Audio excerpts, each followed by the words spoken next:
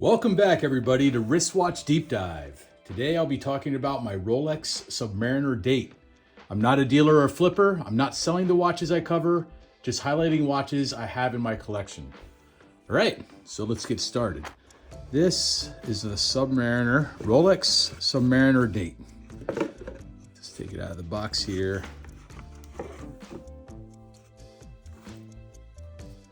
There she is.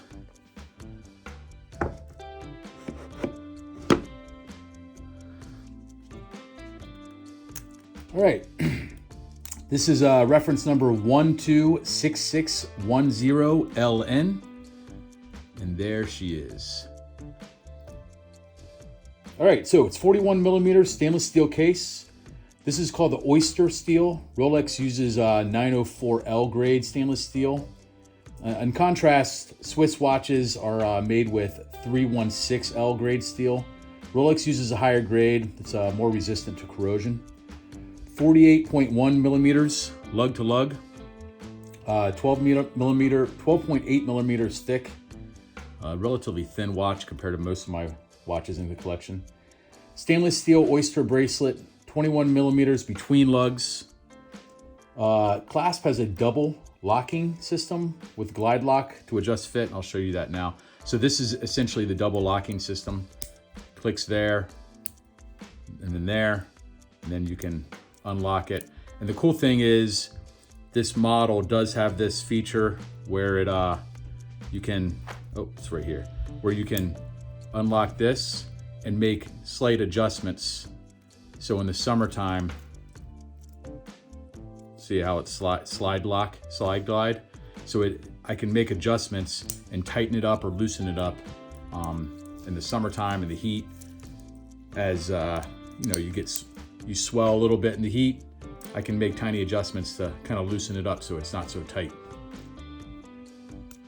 Movement is automatic Rolex 3235 in-house movement with 31 joules, 70-hour power reserve, sapphire scratch-resistant crystal, black dial with blue lume on indexes and hands, and the sapphire cap here also has it's a sapphire. It's called a cap on a bezel pearl with blue lume too. So that's a sapphire pearl on this ceramic bezel that also has lume, and you'll see that in the lume shot.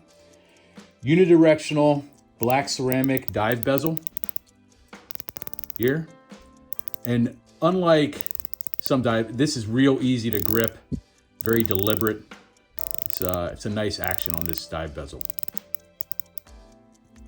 Complications. You have a date window at 3 o'clock, and it does have the Cyclops over crystal to magnify the date window. Screw down crown that has hacking seconds function for precise time setting and quick set date. So right now I have it in position 1, so I'm winding it.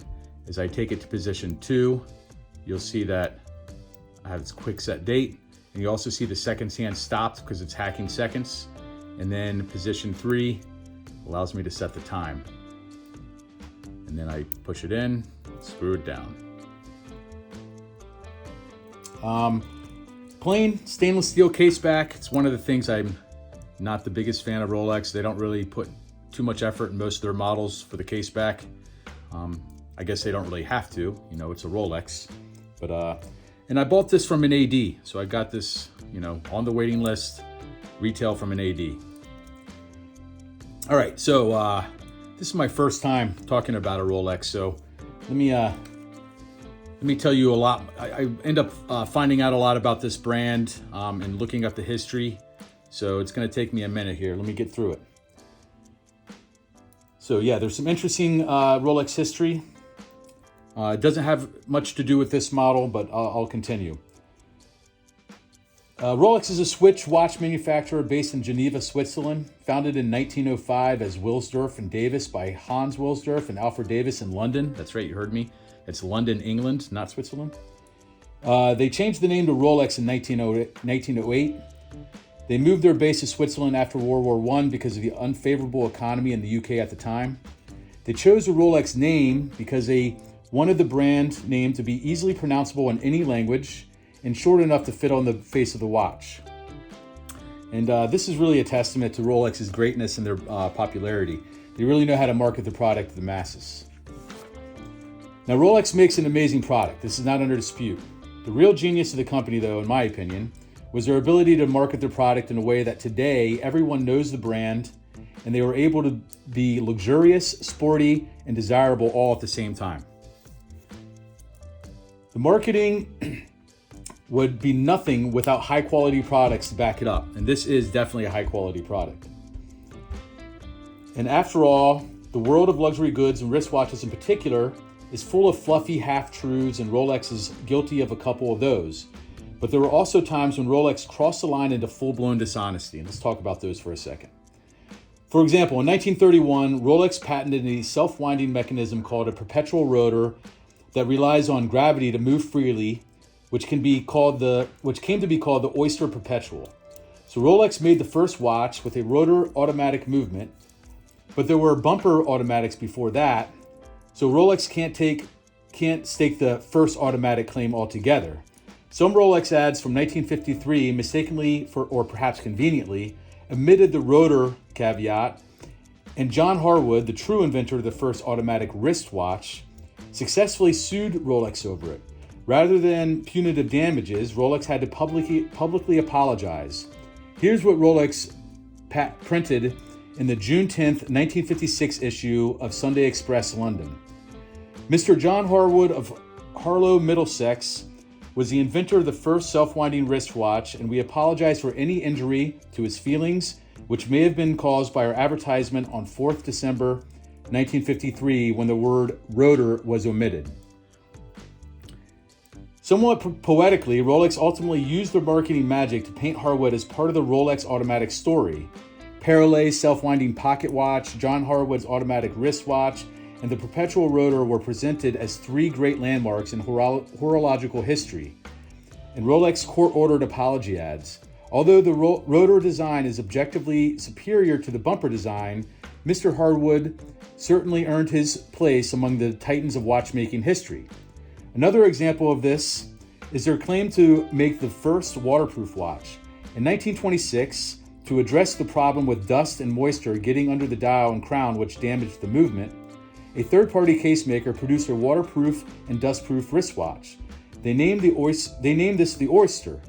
The original patent attributed to Paul Perigot and George Perret. You may have heard of those guys. Those guys are, legendary watch watchmakers, which allowed the watch to be adjusted while maintaining protection from the water and ingress, was purchased by Rolex and heavily marketed. So they created that patent and Rolex purchased it.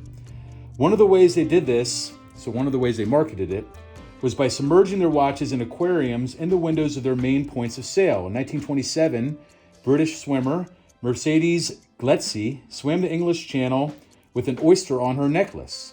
According to Rolex's own advertisements, Rolex made the first waterproof watch without the use of perishable materials.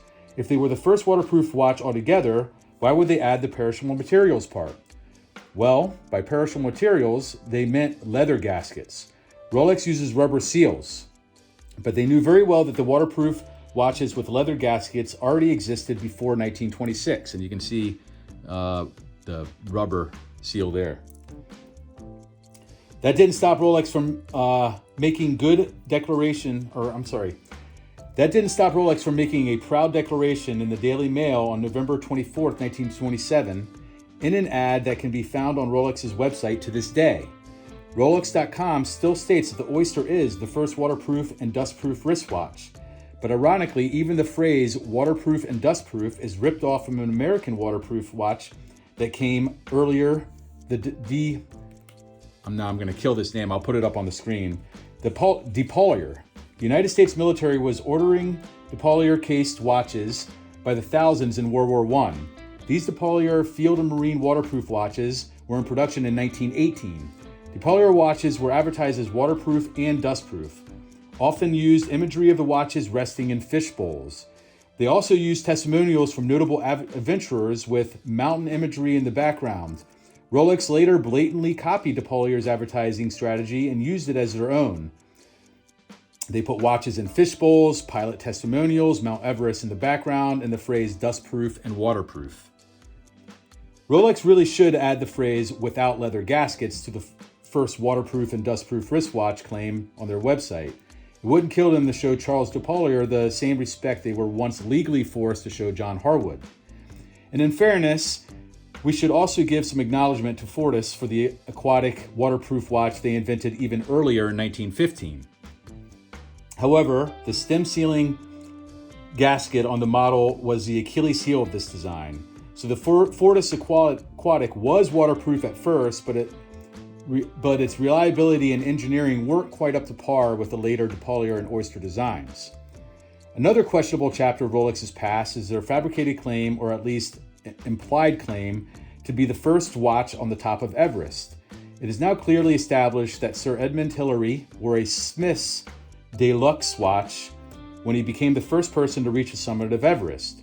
Right after he reached the summit wearing a Smith's in 1953, Rolex did an advertising blitz congratulating the climbers, and their ads included quotes from Hillary from 1952 talking about how well his Rolex watch performed on his climb.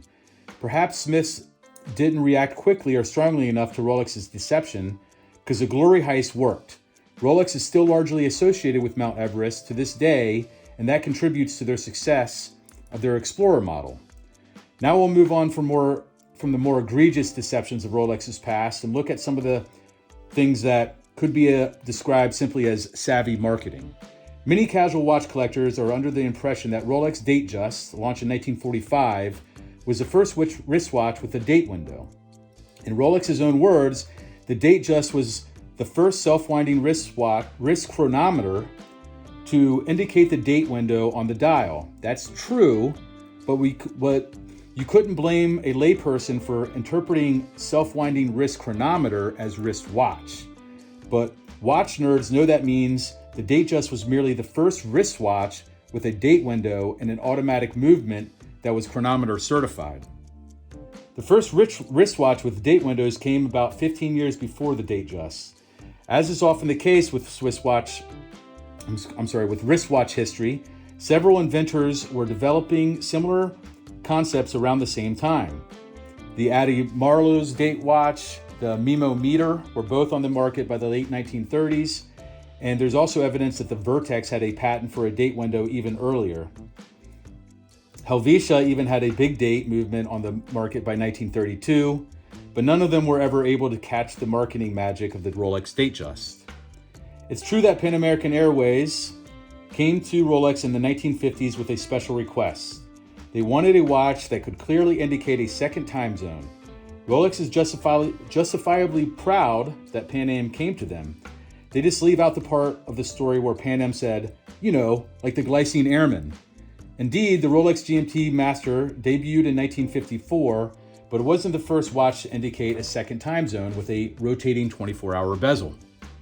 That honor belongs to Glycine Airmen that debuted the year before. The Submariner was developed in 1953, but released in 1954. The Blancpain 50 Fathoms and the Zodiac Seawolf, both dive watches, were released a year before the Submariner. Now, I have read contradicting reports on this. Some claims that neither the Zodiac or the Blancpain entered the dive watches in the 1953 Basel Fair, so it's not clear if though those watches were available.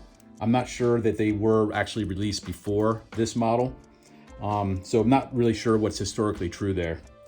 Following Hans Wilsdorf's death in 1960, all his Rolex shares went to a private trust, ensuring some of the company's income would go to charity. The Hans Wilsdorf Foundation, which privately owns Rolex, is registered as a Swiss charitable foundation and pays a lower tax rate. Now, this fact is part of the script that the AD delivers when they show you inside the watch. When I bought this watch, that's one of the things the AD said is like, hey, this is a nonprofit, and we donate a lot of our proceeds to charity. I didn't know this until I bought it. Went home and looked it up and found that in 2011, Rolex decided to provide evidence regarding the amount of charitable donations made, which brought up several scandals due to the lack of transparency. So yeah, they claim they make these donations. I think there is some evidence that they've made some, but there's really no transparency in how much they've donated. So each Rolex comes with a unique serial number, which can help indicate its approximate production period. Serial numbers were first introduced in 1926 and were issued sequentially until 1954, when Rolex restarted from 999,999 to 0. In 1987, there was an addition of one letter to the 6-digit serial number, and in 2010 to now, Rolex introduced random serial numbers. So material-wise, Rolex first used its Cerachrom ceramic bezel, and I'll put that word up on the screen as well, on the GMT Master 2 in 2005, and has since then implemented ceramic bezel inserts across the range of professional sports watches. They are available on the Submariner, Sea Dweller, Deep Sea, GMT Master 2, and Daytona models. In contrast to the aluminum bezel, which it replaced, the ceramic bezel color does not wear out from exposure to UV light and scratch resistant. So why I chose this watch? This iconic model. Everyone recognizes this look, and it's just a staple of the Rolex line. Very rugged, tough sport diving watch that can be worn as a daily wear. When Rolex makes changes to this model, they are always slight because the look is universally loved. In fact, Rolex originally designed the Yachtmaster to replace the Submariner. In the late 1980s, Rolex wanted to significantly update and modernize the Submariner. The Rolex design team experimented like crazy and came with what is today the modern Yachtmaster. The challenge was that Rolex loved the new design, but was scared to death to radically transform the Submariner, which is still today one of its most popular models. So instead of replacing the Submariner with that design, they just said, hey, you know what? We're just going to create a new model. We'll call it the Yachtmaster. All right, so yeah, a lot of really cool, interesting history. Not a lot to do with Submariner model, but pretty cool. So let me talk about the box before we get to the lume shot. Set the watch here. So most everyone's familiar with the box. Here it is. You got the papers and booklet back there. My tag links here. I mean, you've seen this box. I'm certain if you've ever looked up Rolex before, or unboxing of a Rolex. And I have seen older Rolexes come in a different color for this box, but I think it's been, the box, doesn't change much. So there you go. And then before we talk about lume shot, the elephant in the room. So most of you don't know, but I am actually a retired submariner. Now in submarines, we don't call them submariners. That's a Rolex thing. Rolex calls it submariners. Watch enthusiasts call it submariner model. In the submarine community, I am not a submariner, I'm a submariner. It's spelled the same, just pronounced differently. So because I'm retired submariner, I have a lot of submarine stuff and gadgets. And this is one of the things I've collected. This is a diving alarm, Klaxon they call it. And when the sub dives, it makes an awooga sound. So I'm gonna go ahead and do that for you real quick. And ordinarily they'd say, they get on the 1MC, dive, and then sound 2 blasts of this Klaxon, and then dive, and that's when they open all the vents and the submarine submerges. So here's what a Klaxon sounds like when the submarine dives. So pretty cool. This right here is a submarine warfare pen. When you are enlisted and you qualify submarines, this is an example of what that warfare pen looks like. Officers are given a gold pen, and there's variations depending on different types of officers that would get that. So just thought that was a little cool little submarine history while I'm talking about the Rolex Submariner. So now we'll do a lume shot.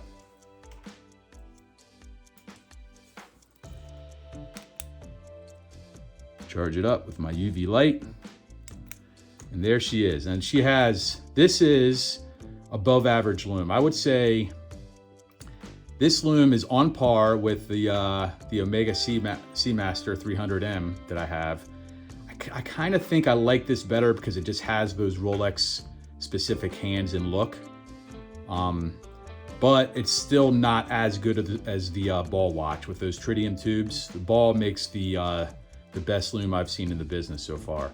But this is definitely top tier lume with that blue lume. So very, very cool. All right, let me get the lights back. Sorry about that. The video cut out after the lume shot. But yeah, that's the Rolex Submariner. If you have any questions, please feel free to comment. Post the questions on this video. Make sure to subscribe. And or you could shoot me an email at wristwatchdeepdive@gmail.com. And I'll put that up on the screen. Thanks for watching. See you next watch.